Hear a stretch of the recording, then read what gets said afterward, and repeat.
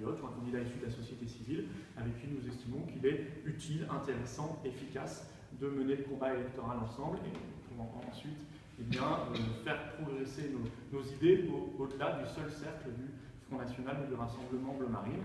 Et c'est dans cette optique-là que nous avons utilisé ce mode de scrutin dans certains territoires où ça peut s'y prêter. Voilà, je vous remercie. Nous sommes évidemment à votre disposition si vous avez d'éventuelles questions.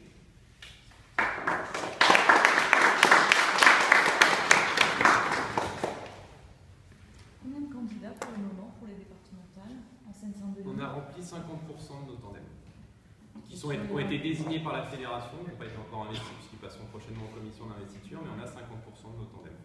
Donc une dizaine de candidats? Maintenant une vingtaine du coup, vu que c'est des couples? Ça fait un petit calcul et ça fait 50% de nos tandems qui sont déjà Un constitués. chiffre, 50%. Bah, et ça peut être des tandems où les suppléants sont déjà trouvés, mais il manque un candidat titulaire. Puisqu'effectivement, c'est 4 candidats du coup, par canton, 2 titulaires, 2 suppléants, hommes et femmes à chaque fois. Donc ça peut être effectivement des suppléants qui ont déjà été trouvés avec un titulaire, il manque le second titulaire, ou inversement.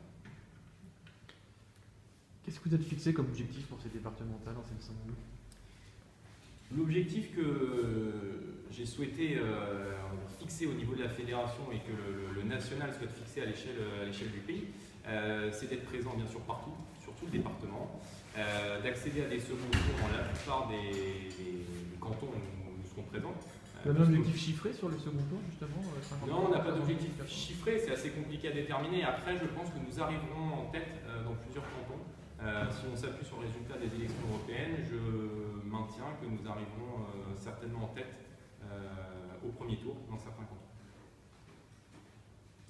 Monsieur Philippe, comment vous pouvez expliquer cette non-visibilité du Front National en Seine-Saint-Denis qui commence à émerger, mais le fait qu'il y a peu de candidats, notamment pour le municipal? Est-ce que vous avez fait le tour de France? Est-ce qu'on peut le rattacher à un autre département où ce sera similaire? Comment on peut expliquer ça?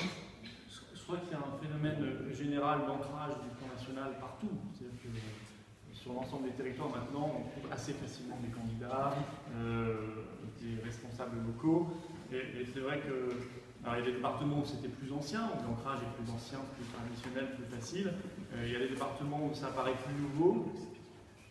Mais je crois que c'est le signe que le Front National est en train de devenir ce parti de gouvernement qui s'adresse à l'ensemble des Français, voilà, et qui donc est entendu par l'ensemble des Français. C'est bien de s'adresser à tous les Français, mais il faut aussi être entendu en échange. Alors manifestement, j'ai le sentiment que c'est le cas. Quand on regarde les élections ces dernières années, notamment les municipales puis les européennes, on voit que nous sommes en train de pénétrer l'ensemble des strates de la société française.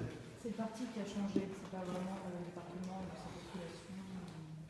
Je crois que c'est un double phénomène qui s'est rencontré. C'est d'un côté le parti a probablement su mieux s'adresser à une nouvelle population, à des catégories socio-professionnelles qui on parlait moins avant. C'est la politique des collectifs. Hein. Vous avez ici le président du collectif Marianne pour les étudiants, par exemple. On va continuer de créer des collectifs pour les enseignants, pour les jeunes créateurs d'entreprises, les étudiants donc, et on va continuer sur l'environnement, etc. On a su développer de nouvelles thématiques qui ont été entendues, comme par exemple la question de la laïcité, la question des services publics, entre autres exemples. Et en parallèle, eh bien, le peuple français a lui aussi évolué, a vu sous la pression des événements et du réel, tout simplement, que ce que nous disions était vrai, et que nos solutions apparaissaient comme nouvelles, comme différentes. Et voilà, donc il y a eu un double mouvement, ça fait qu'on s'est rencontrés, on est en train de se rencontrer. Le mouvement et les Français sont en train de se rencontrer et ça produit des résultats électoraux de plus en plus intéressants. Et je crois que c'est pas terminé. Sur vos objectifs, vous avez dit que vous espériez arriver dès le premier tour en première position. Est-ce que vous avez un objectif chiffré sur le nombre de cantons que vous pouvez remporter et si oui, lesquels? Je pense, je ne vais pas vous dire lequel. Après, en faisant du calcul électoral, ce qu'on a fait nous, c'est assez facile de le trouver. Mais je pense qu'il y a effectivement un canton, voire deux, qui a de très grandes chances de basculer au mois de mars. En second tour, bien sûr. Avec la configuration actuelle, avec le redécoupage qui est censé avantager le gouvernement, mais il est vrai que quand on s'intéresse de près aux résultats, à l'évolution qu'ont connue certaines zones du département, je pense qu'il y a de très fortes chances qu'un canton bascule au mois de mars. C'est 12,5% des inscrits pour pouvoir passer au premier tour.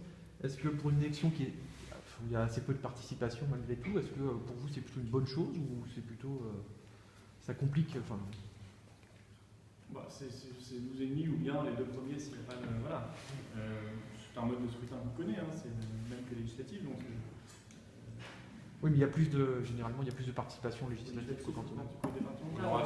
C'est vrai qu'on aura on a très peu de triangulaire, même à l'échelle nationale. C'est un qui peut se retourner contre le PS et l'UMP. C'est la question de savoir si vous pensez que vous avantagé. S'il n'y a pas de possibilité triangulaire, on sera très souvent, un peu partout en France, dans les deux premiers. Ouais. Je pense souvent en tête, au premier tour. Donc, à partir de là, je crois que ce mode de scrutin finit par se retourner contre le PS et l'UMP. D'autres questions?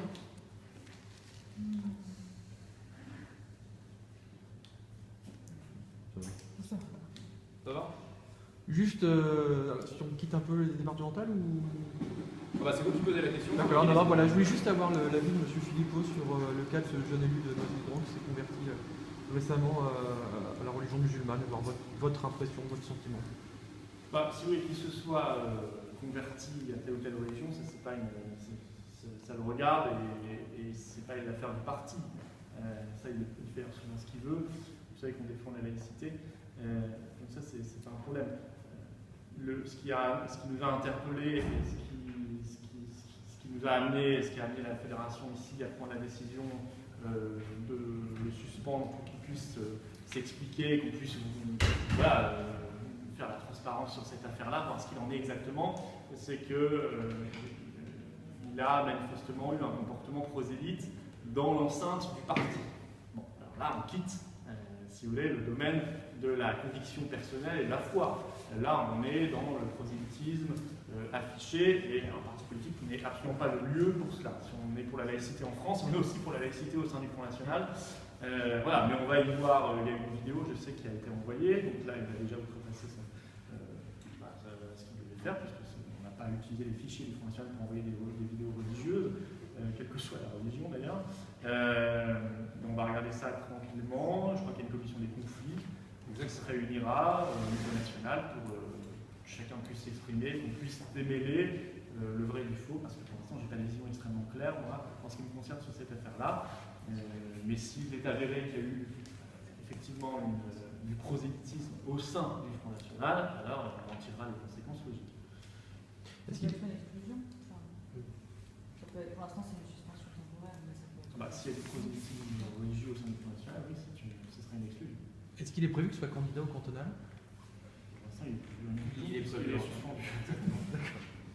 Mais je dis, laissons la commission des conflits, c'est pas une commission de discipline, c'est une commission des conflits, c'est justement une commission de dialogue.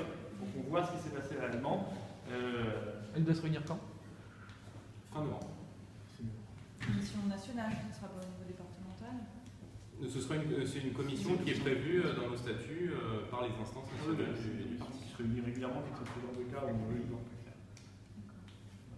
Est-ce que vous pensez que ce genre d'action, ça peut brouiller un peu l'image du Front National ou l'image de... Parce qu'il est quand même élu, c'est pas un militant de base non plus. C'est l'un des 3 élus du département. Non, mais au sein du Front National, vous avez des militants, des adhérents, des cadres, des élus de différentes religions. Ça, c'est pas nouveau. Donc ça, il n'y a pas de phénomène de brouillage. Sauf que un militant FN qui se convertit à l'islam. Enfin, ni à l'élu. On l'a déjà eu, mais peut-être qu'on ne le sait pas. Peut-être. Voilà, dans d'autres sources aussi. Mais ça, à la limite, tant qu'on est militant, laïque, qu'on défend les idées patriotes, qu'on le sache ou pas, ce n'est pas notre affaire.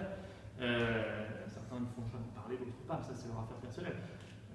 En revanche, s'il y a du prosélytisme, non, il n'y a pas de brouillage à partir du moment où le Front est conforme à sa doctrine, à ses principes, et qu'il réagit conformément à ses principes, c'est-à-dire qu'il n'accepte pas cela, et qu'il le rappelle fermement qu'il y a un principe en France, qui est le principe de laïcité, et qu'on entend le faire respecter.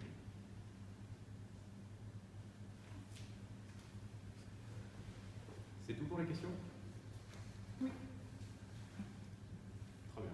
Merci beaucoup. Merci à vous.